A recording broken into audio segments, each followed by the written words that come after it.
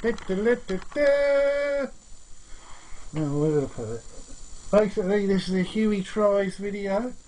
It looks like pineapple chunks trapped in amber. No, this isn't a fruit version of Jurassic Park. This is basically, I was experimenting with jelly because I'm trying to diet. If you notice, I'm not as fat as I was. I'm down to about 17.5. Really, I need to get to about 15 stone. At my fattest, I was 22 stone. But this is basically pineapple in lemon jelly, which I've never had lemon jelly before, so this is my first experiment with the stuff. You see, already smells really nice. You can really smell the pineapple in it. The secret to jelly I've found is that don't put it in the fridge for just one day. Put it in there for at least 2.5 days, because I did experiment earlier with fruit and it was basically, it didn't set. It was still liquid for about 2 days. I think I basically, my mistake was I didn't take the what they call it, the sugar water out of it. So basically, a tip to blokes who live on their own who want to eat jelly, you know, that don't drink all the juice out of the can, or pour it down the sink if you're really finicky. You know, I'm not one for wasting food. Now, anyway, I'll give it a taste.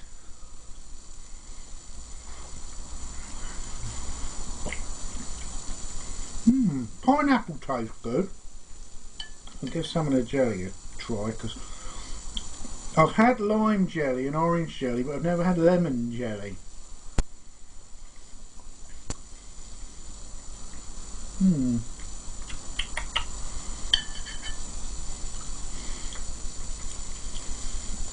Or Jello, as they call it in America, you know. You know, the word tidbit in America is actually a censored version of the British word titbit. You know, I'm like, titbit. What do they call blue tits in America then? Blue tids, probably, or some stupid name. No, I don't get it at all. I don't get censorship. I've never understood why people should listen to people who want to censor others. We should just laugh at them and tell them to grow up, because I've never understood the logic of censoring people's taste. I am a little bit, well, I like sexy stuff, but I'm not a big fan of sticking bits of metal in myself, you know, body piercing and all that. But I don't understand that, you know, if I was in charge, why should people listen to me about my choices about how they should look and how they should act? Because that's my problem. It's not theirs. They might be happy having a face that looks like they've tripped over and fallen into a what they call it, fish hook tray. But it's not my place to tell other people how to live their lives. Unfortunately, a lot of people use religion as the excuse, which is really not the excuse, because the Pope or mullahs or whoever these people are shouldn't be telling people what to do. They can advise us and they can say it might be to our benefit in the afterlife, but in the end, if there is a God, he's going to judge us. And if he's that finicky and pathetic, why create things like penises and boobs and bums and all that? If we're not going to enjoy them, why put them there in the first place? It can't be free will, because that wouldn't explain animals. If a dog spends the afternoon licking its gonads, it's not doing it because it's trying to stay clean. It's basically because it hasn't got hands that it can manipulate that area of its body. Anyway, I'm getting off the subject. So this is one of the things that I have been accused of lots and lots of times in the past, is I have a tendency to ramble or forget what I'm talking about, and you know, I got the nickname Tangent at work for a while, where we'd start a conversation on one thing. It could be something like cats and dogs, and we could end up talking about diamond mines, and then jam, and then sports cars, and eventually politics, the existence of God, what happens in a black hole, and classic episodes of the Two Ronnies. You know, for me, that's fine. That's how my brain works. My mind is always interconnecting with stupid things. The number of times that I'm in a historical building and I keep thinking of stuff like Monty Python's The Holy Grail, but other people don't, you know. I love history as well. You know, I can taste the lemon in it. It's not really strong lemon. I wonder what the history of jelly is, really. I know that it's been around for a long, long time, because old style jelly was made of horse hooves and cow hooves and bone. That's where they got the original jelly and gelatin from. So they used to use it as a preservative originally for meat, to keep the meat moist, so it wouldn't dry out and you wouldn't end up with a pork pie like a lump of concrete. But I don't really know when they started putting fruit into it.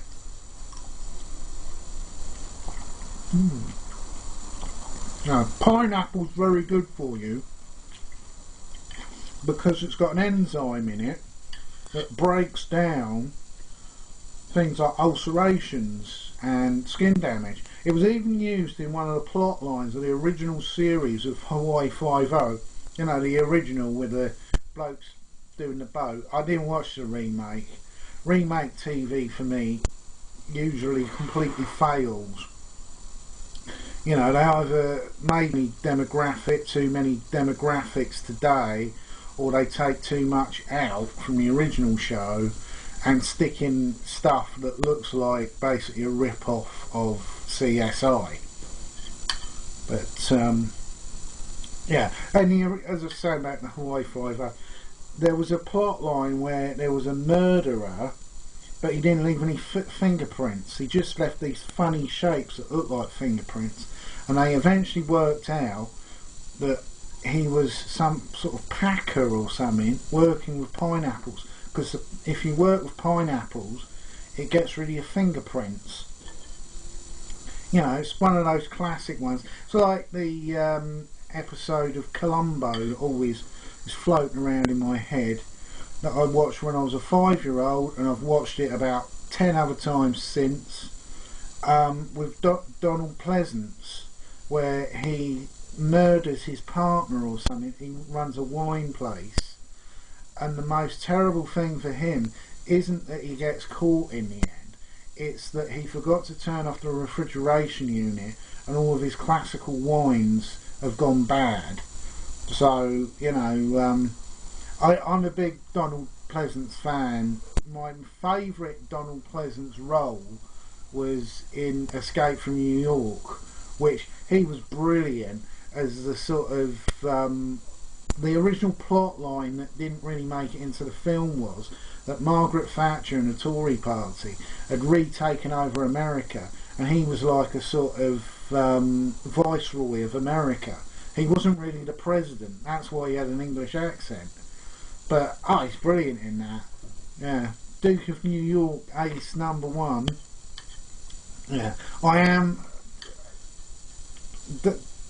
sure people will mock me, but I am very much a creature of the 80s and 90s. All my favourite films are from the 80s and 90s. There's a few exceptions nowadays. The Lego movie was probably the best movie I'd watched in a long time. Mad Max Fury Road's a very good film because it's basically because it's got an 80s aesthetic running through it. It's not like most of these modern films. You know, I've watched the new Transformers movies and hated all of them, apart from maybe number 4 was watchable. But Michael Bay can make movies. This is the most disappointing thing about him. You know, The Rock was quite a good film.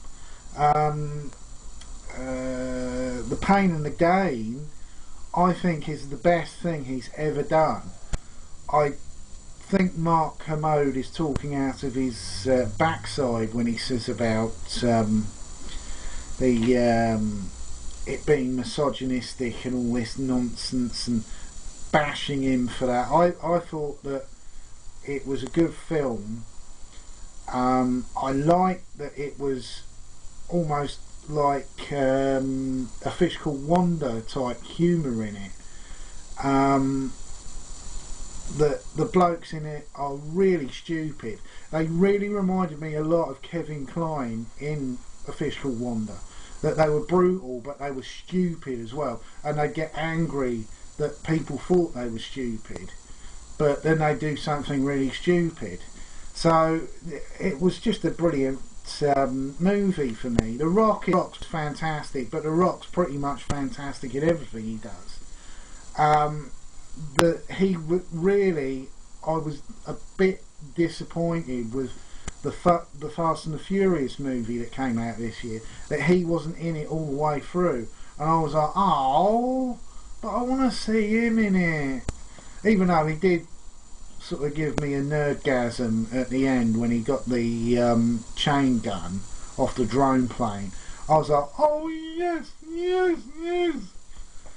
He should be in these superhero films. I personally think the best film he could be in at the moment would be the next Superman film, and have him as Black Adam from the Captain Marvel Shazam stuff, because he, for a start, looks a lot bigger than Superman, muscular wise. He's a very charismatic bloke. You know, the only other actor I can think who is in the same league as him on charisma would be Jason Statham, who I watched the film Spy recently, and that was really good. Because he was playing to his comedy strength. A lot of people forget that Jason Statham, the first film he did was really a comedy. Lock, Stock and Two Smoking Barrels. It was a gangster film, yeah, but it was more of a comedy than just a gangster film. It had elements of gangsters in it, but the jokes in it were sort of what was the driving force all the way through. So what was known in the old days as a caper movie. Anyway, see, I'm rambling. I need to get some more of this jelly down me.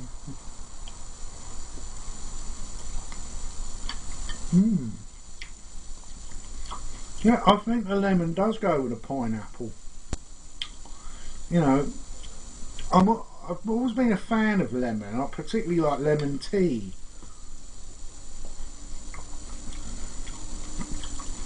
And pineapple. Years ago, when I was a kid, I think it was Iceland, when they were bee jams, they brought out these ice cream sets, and they'd have 3 flavours. They'd have ice cream with bits of something in it, like pineapple or strawberry. My favourite was the pineapple.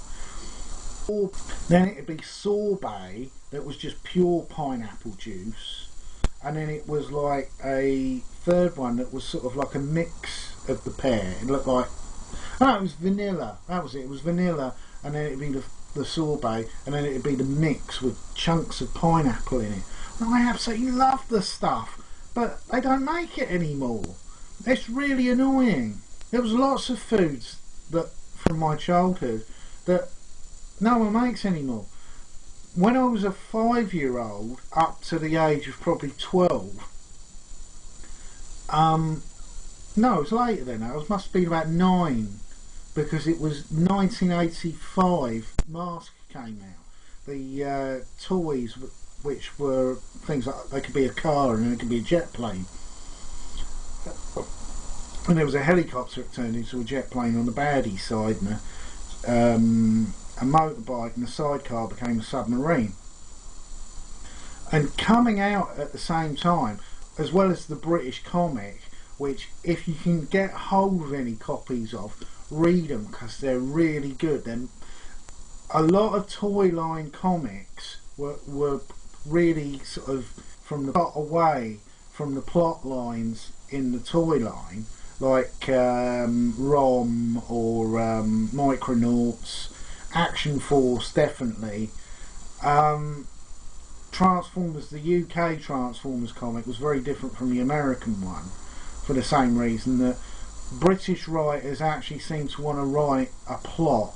The M.A.S.K comic had a really great plot line going all the way through it, and it would slowly introduce new characters and new vehicles, but it never sort of neglected like the first range, unlike cartoons, which unfortunately, like the Transformers cartoon, you had either major killings off or characters virtually not appearing in any of the cartoons beyond a point. Like one of my favourites from the first Transformers cartoon, More Than Meets the Eye, was the first. It was 5 episodes joined together into a movie type thing, like a pilot, and it had the character Hound, who turned into a Jeep. He didn't appear again in I think he briefly appears in season 1, but he doesn't appear at all in season 2, and from beyond there he doesn't appear at all, you know. And I was always a bit annoyed by that, because I really liked him, you know. He could do holograms, and Mirage barely appears, and even though his disguise was a bit shit, it was he turned into a Formula 1 car, but he could become invisible. But he basically does it twice in More Than Meets the Eye, and then that's it. And it's, you know, I was a bit gutted about characters. Some of them that were rubbish would reappear a lot, like Trailbreaker. Yeah, the British comics were a lot more violent than the American ones as well with the Transformers. Particularly Target 2006, there were maimings and near murders. Well, there was a murder in it, and it was pretty blooming violent. I remember reading it as a kid thinking, God, this is a bit violent. They're supposed to be robots, but they're hurting each other and they're victimising each other and things like that. Whoa, blimey. But, yeah. Oh yeah, I was talking about M.A.S.K bars. M.A.S.K bars they came out at the same time as the toys and the comics, and they were basically cherry cola flavoured bars that were basically like what Americans call taffy. It's like a soft toffee, and it was cherry cola flavour, and I lived off these things for years. That and the original cherry cola. I can remember when cherry cola first came out, because it was the last year of my junior school, and it had a white can with crimson on it, and a crimson, and each can costed 20p. For years they were 20p, and I'd walk home from school through the woods, because I never liked going out the main gates, because there were bullies and things. It was I've always loved the natural world over walking on concrete. And I'd go over to my local shops in East Hampstead, go in the paper shop, I'd get a can of Coke, and if I had enough change I'd get some what they call 1p, 2p sweets when I was a kid. and sometimes even a comic, because I particularly like the Spider-Man and Zoids comic. But that was strange, because the Spider-Man comic, it was the time of the first Venom symbiont suit, and they put it in Zoid's comic, which wasn't really aimed at children. If you read the Marvel Zoid's comics, I think they're still on the internet. They're extremely violent and quite scary, and they had a character in it called Silverman, who was basically a robot, and he gets shot and his skin comes off and it's like all metal underneath, and that scared the life out of me when I first bought it. It was like Terminator, you know, but yeah, and it had the penal colony thing, and the ship crashes on the Zoid Star, as they call it, and it was a war between the Zoids and the Red Zoids, and it had Clark in it, who was like this sort of, it looked basically like a robot version of what was it called? It was one of the Godzilla thing. Rodan. Looked like Rodan, because they had a Zoid of King Kong called Gore, I think it was, who was a robot gorilla, and Redhorn was the first leader of the Red Zoids, and it was a sort of Triceratops type creature, and the leader of the Zoids was Zoidzilla, because it's basically Godzilla. But yeah, I really love the Zoids comic, but I had this series, which the first comic, because my mum read to me for a long time, because I'm dyslexic, didn't learn to read till I was 16, and it had Spider-Man got his shoulder dislocated in the first comic my mum's reading to me, by Puma, who was sort of an anti-hero type character. He was never a full villain. He was sort of like a werewolf, but instead of turning into a wolf, he turned into a puma. And Spider-Man's got the symbiont suit, and my mum found it really creepy, the whole symbiont suit stuff, to the point that she stopped reading the comics to me, and I'd buy them myself and sort of have to hide them when I went in, you know. And there were lots of comics, Brit comics, that I really enjoyed, but you can't get hold of Brit comics anymore. Unlike Marvel, they don't re-release in sort of essentials books. There was one called Supernaturals that I really liked, that were like hologram toys. And what other ones were there? There was the Visionaries, but that was never a British comic, that was an American comic, because it wasn't very good. Marvel got the rights to it, and I think they only did 10 issues of the comic, because it diverted so much from the cartoon that I just found it stupid. The main plot line in the cartoon was that they would do things to power up their totem pole thing that they carry around with them with magic. So they had to do missions for this powerful magician called Mandrake or something like that. I'll have to sit down and maybe even do a review of Visionaries, because I've got it on DVD, and it is probably one of the best cartoon series that no one's ever heard of. It's one that if Hollywood made that instead of making these toy franchise ones, like Gem, who's going to go and watch this Gem thing? I could understand if it was made back in 1987 when Gem was really hot, but now it'd probably be better making My Little Pony than that, or the Care Bears. I don't understand why there's not been a live action version of the Care Bears. You know, they could sort of take the Mickey out of it like Ted, and sort of have the Care Bears but in the real world, where people aren't all walking around like they've been on Valium. Anyway, I'll have another mouthful and then I think we'll finish this. Huey tries.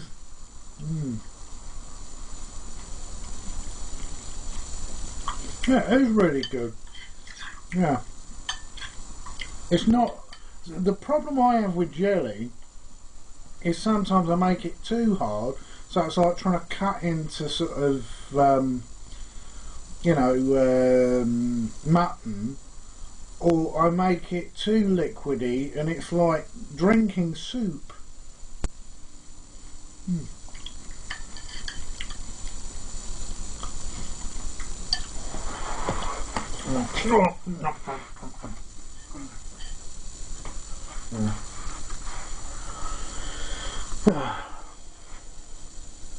There you go. Huey tries.